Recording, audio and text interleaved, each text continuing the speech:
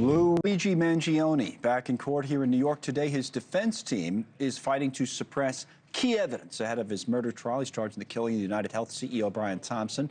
Now, they just wrapped up for the day. They'll be back at it tomorrow morning. We have NewsNation's Jessica Kartalija live at the courthouse, joins us now. So, all right, Jess, what happened today, and how long is this pretrial hearing expected to last?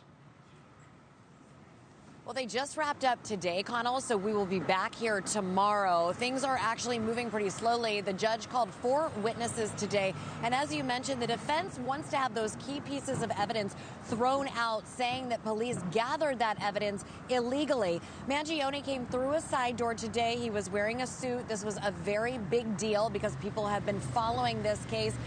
Unlike anything that we've seen before, it's as though he is a celebrity. Dozens of his supporters, mainly women, showed up here bright and early this morning.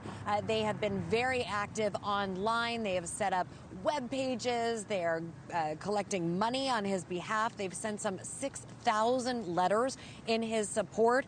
The hearing could really determine what evidence is admissible in court, as I mentioned.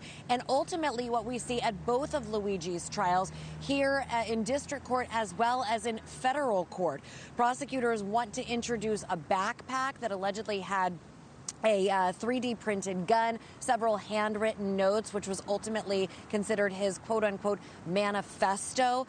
They're saying that he targeted Brian Thompson with that shooting. And exposed he wanted to expose the parasitic nature, so to speak, of our healthcare system.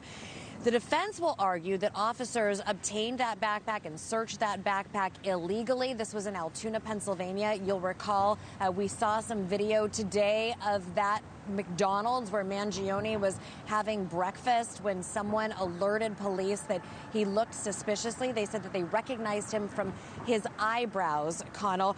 Arresting officers may take the stand throughout this pretrial hearing while the judge determines whether or not that evidence will in fact be admissible. All right, so the evidence, we're going to talk about more of this coming up. It's interesting. It'll be interesting to see how they rule on all of this. This is the New York State case, yeah. Right? So what about, as you said, the federal case, it's a Pennsylvania case. What about the other cases?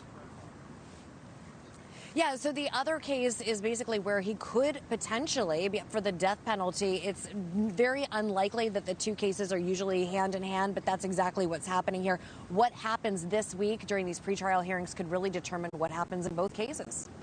Thank you for watching. Subscribe below and download our NewsNation app right now on your phone, and you will get fact-based, unbiased news for all Americans.